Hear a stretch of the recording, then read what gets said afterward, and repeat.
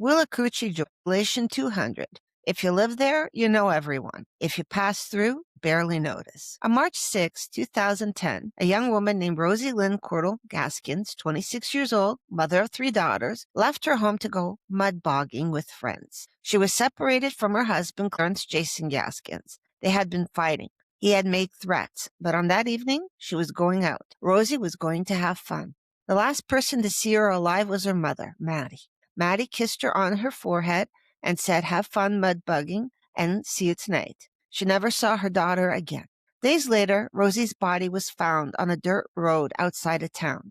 She had been shot in the head, dumped, left to be discovered. For the next 4 years, almost nothing happened. No arrest, no conviction, no closure. The case went cold, not because there was no suspect, but because a 2-square-mile town in rural Georgia apparently didn't matter enough to solve quickly. But here's what the story didn't say for a long time. Her estranged husband was the obvious place to look. And the central question this episode turns on is this. When a young mother's body is found on a dirt road and the town calls it a mystery, how long does it take before anyone's willing to say the obvious word, husband? Because that's what systems, law, media, culture let us avoid.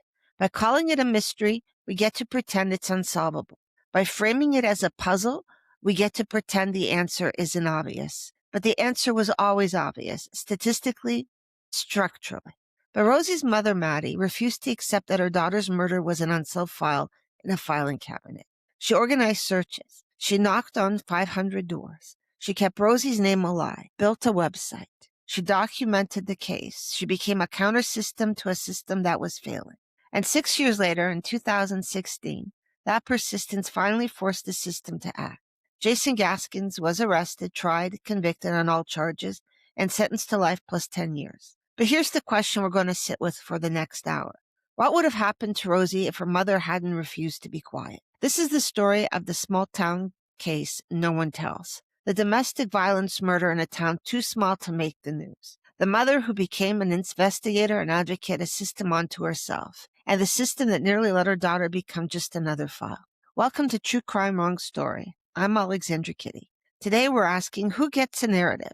What does it take to demand that your murdered daughter is not forgotten? And why are we so much better at treating women's death as a puzzle than what it is statistically almost always is? An intimate partner homicide. Here's the official story of Rosie Gaskins' murder as it was told, or rather, as it wasn't told for 6 years. Searchers look for clues in the year-long Willacoochee murder.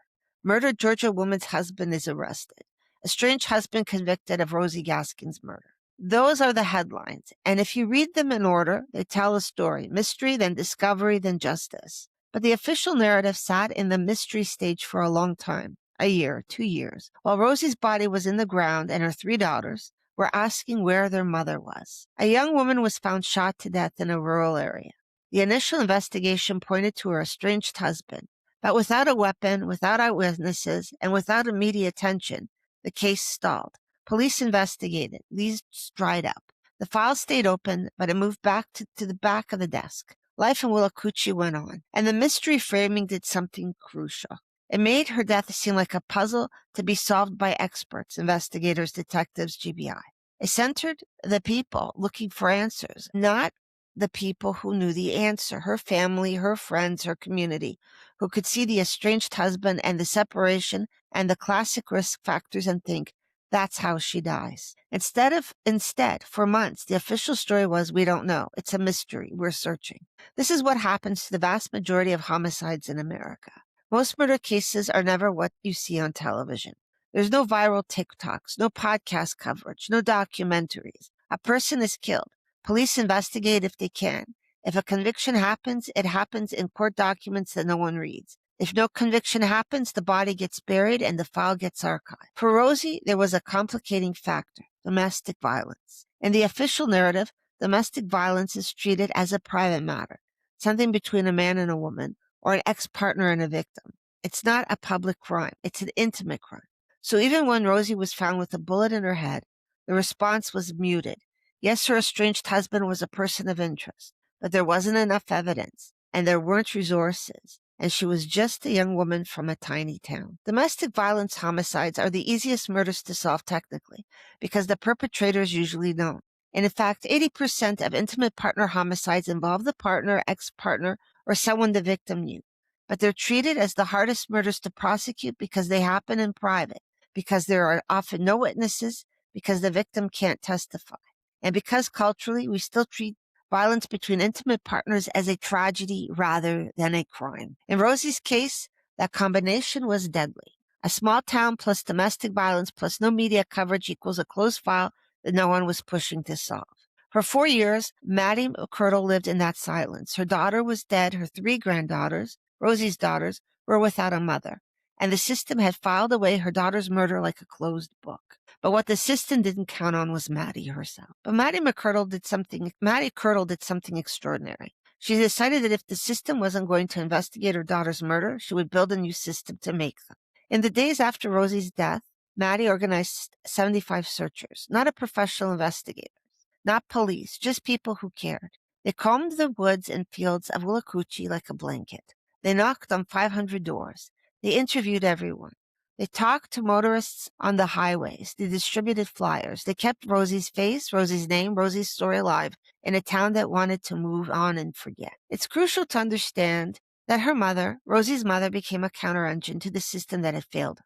When official investigations stalled, she created an unofficial investigation. When media ignored her daughter, she created a website to document the case, preserve evidence, and keep the pressure on.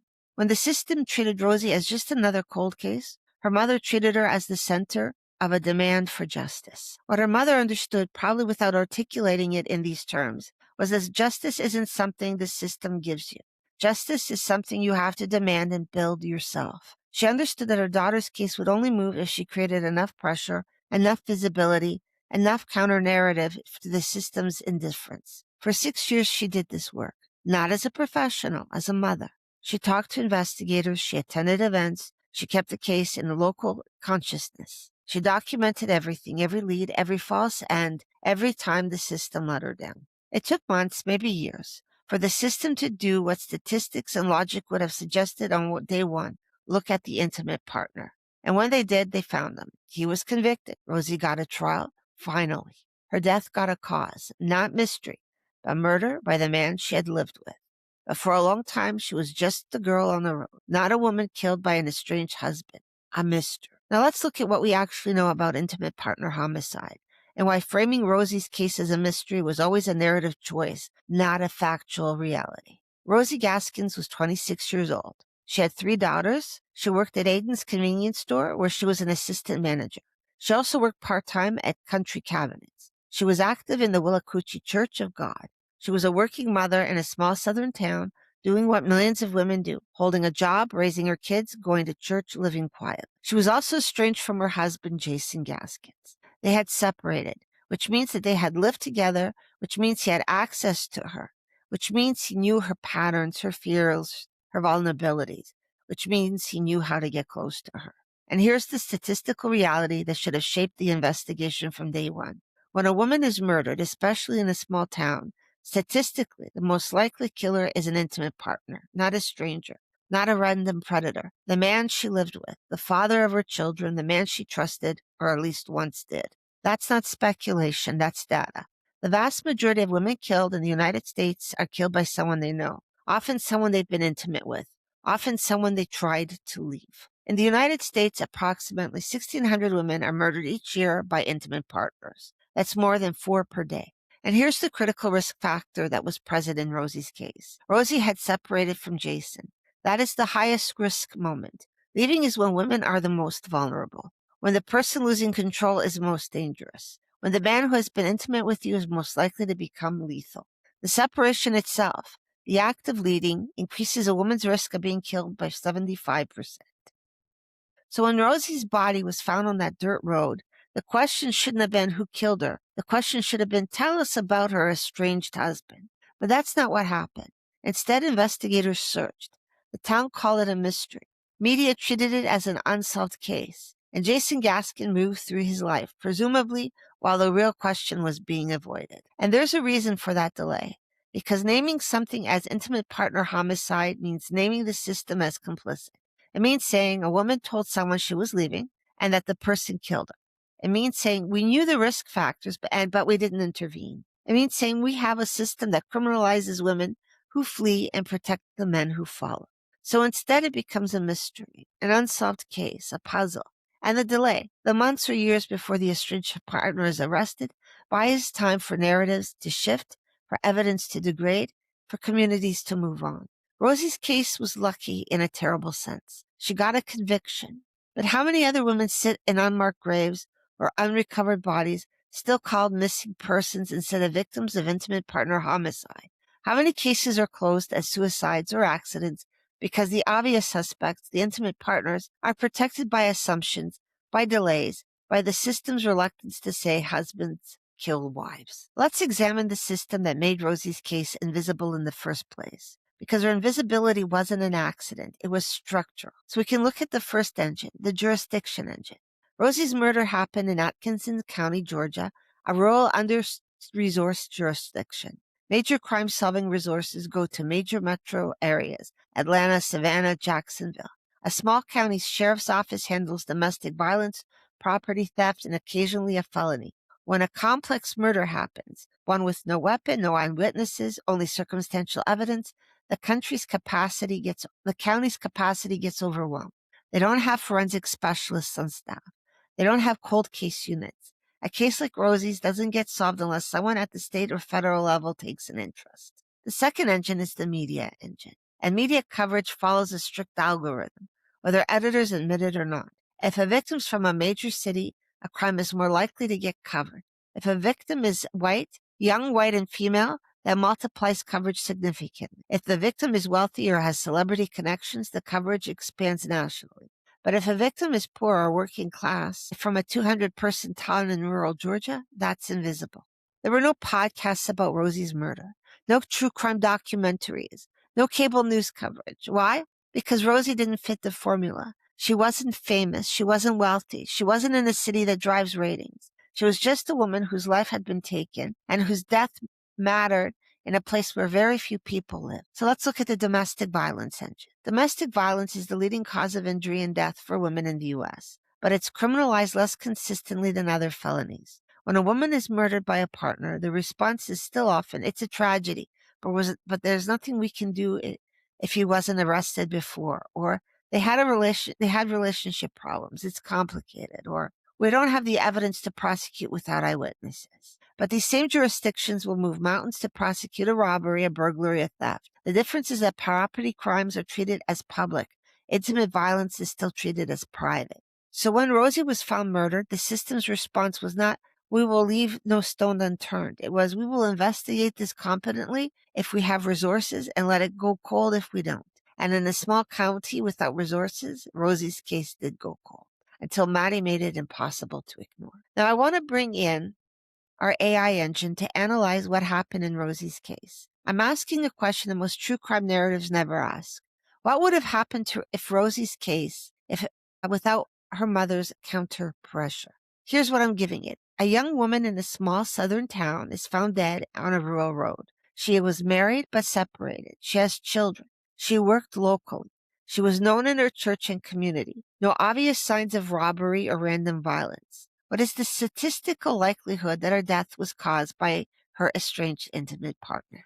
When a case like Rosie's gets called a mystery, what does your engine see that the official story is ignoring? The engine's first move is to strip mystery off and replace it with unresolved pattern, so it can see the underlying domestic violence logic that the official story blurs. When a young woman is found shot on a back road with an estranged husband in the picture, the engine treats that as an intimate partner homicide base case, not a whodunit. It immediately benchmarks against known patterns, separation as the highest risk period, prior threats and control, access to guns, and attempts to isolate or erase the victim socially. Calling it a mystery functions as camouflage because it implies equal probability among suspects when the base rate says otherwise. The engine flags how that label buys time for the most statistically likely perpetrator, lets institutions avoid naming domestic violence risk, and makes the victim's life seem random rather than patterned.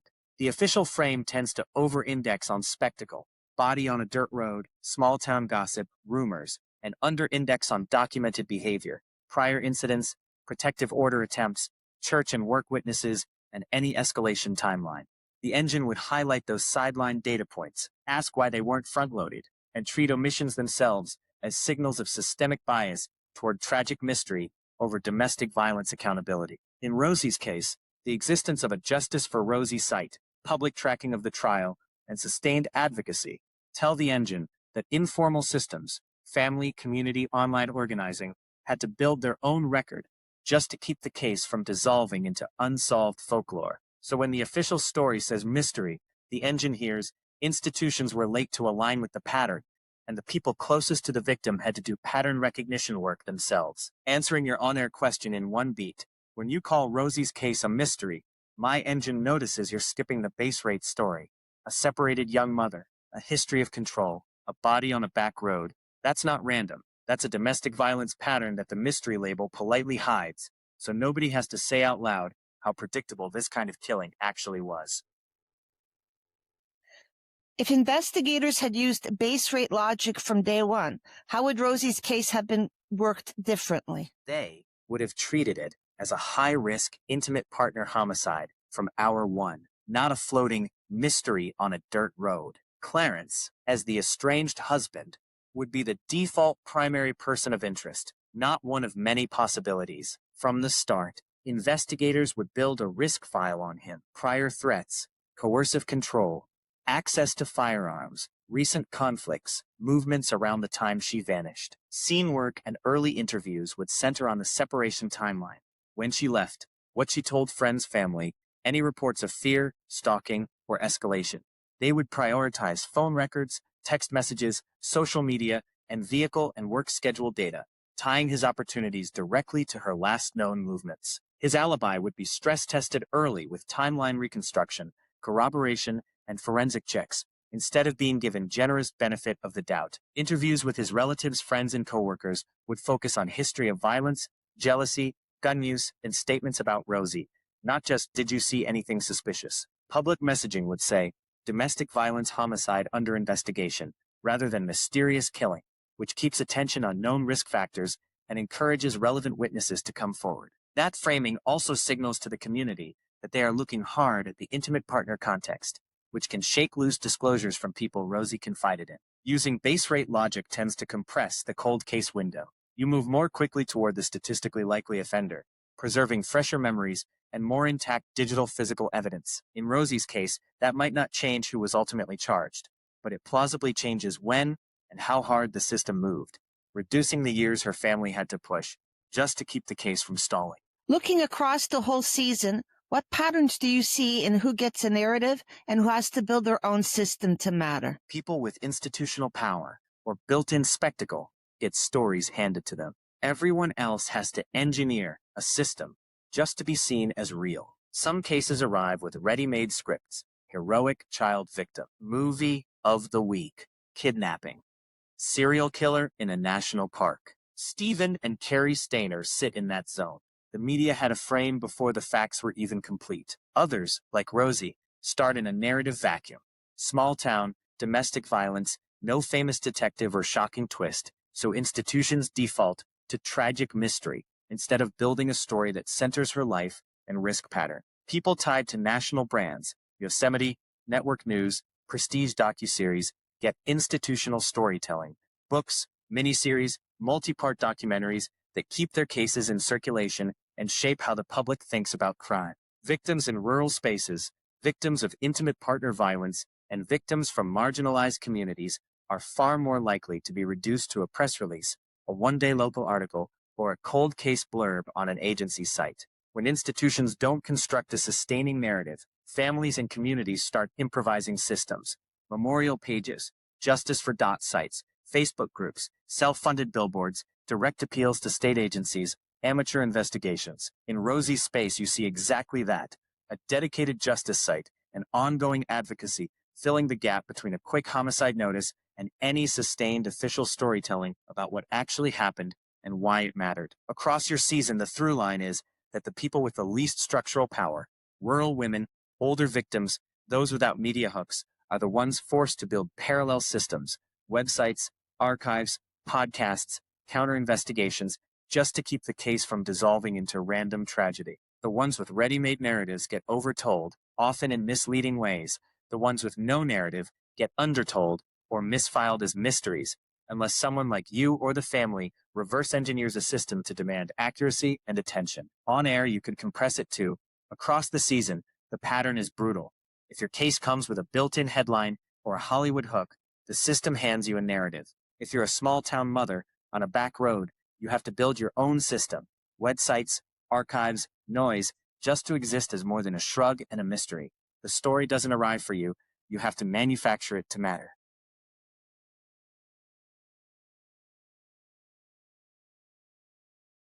We're at the end of the first season of True Crime Wrong Story, and I want to look back at what we've learned. In the first episode was the Stainer brothers, the system that valued visibility over healing. Media coverage became re-traumatization. Public performance became the substitute for private care. Mystery as camouflage. Miracle Boy and Monster hid the family system that failed both brothers. Episode 2 was Susan Lawrence and Ajiki Ovitz, the system that weaponized fear and property rights against race. Stand your ground laws became a tool for those with power to claim victimhood. Mystery again as camouflage. Self-defense hit a hate engine fueled by a bias and a complicit culture. Episode 3, O.J. Simpson.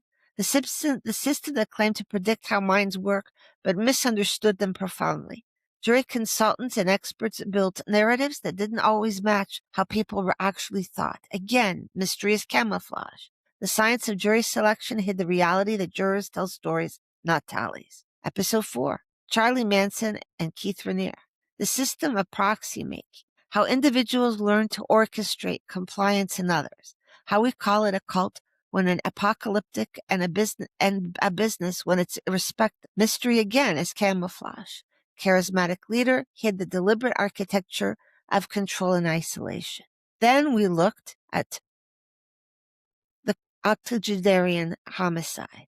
The system creates a false sense of quirkiness if the victim and the perpetrator are elderly. Again, mystery is camouflage. We hide the fact that we're dealing with a cold-blooded murder because of the age of the key players. And now finally, Rosie Gaskins. The system decides who matters, who gets investigated, who gets media attention, who gets justice, and who has to build their own system to demand it. Again, mystery is camouflage. Unsolved case or mystery hid the statistically obvious intimate partner homicide. The title of this series is True Crime Wrong Story. What it means is this. The crime is often what happened, but the story told about it is frequently incomplete, distorted, or shaped by systems designed to hide what's underneath. In every episode, we've seen a system that had an incentive to tell a particular story. The media had an incentive to make Stephen Stainer a miracle boy. Stand Your Ground laws had an incentive to make Lawrence a victim protecting her home. Jury consultants had an incentive to believe their theories about race and about domestic violence. And it goes on and on. In every case, the official story was coherent and self-serving. And in every case, a different story was hiding underneath. Rosie Gaskins' story is the culmination of this season because it shows us what happens when one person refuses to accept the system's narrative. Her mother took the system's silence and turned it into fuel. She built a counter system. She told a counter story, and she forced the original system to acknowledge her daughter's murder. But she shouldn't have had to do that alone. That's not justice. That's a system that works only if you have the resources and persistence to fight it. And most people don't. So as this season ends, let me end with this. Rosie Gaskins was never a mystery. She was a woman killed by her estranged husband. Calling it a mystery bought the system time to avoid the obvious, time to protect the perpetrator, time to let the case go cold. That framing, mystery instead of intimate partner homicide, is a narrative choice with consequences. It delays justice, it protects power, and it makes women invisible. And across all 6 episodes this season, what we've seen is this. Power manufactures narratives, and the people with the least power suffer the consequences of those false stories. So what systems in your life are telling you stories? What official narratives are you being asked to believe without questioning? Whose stories are being made visible and whose are being erased? Because now you know systems don't just report the truth. They construct narratives. And when you learn to see the system, you stop accepting the story. I'm Alexandra Kitty. This has been the first season of True Crime Wrong Theory. So thanks for joining me on this journey. And thank you for asking the right questions. In 2026, we'll return with new cases, new systems, and the same mission. To look beneath the official story and ask what engine is running underneath.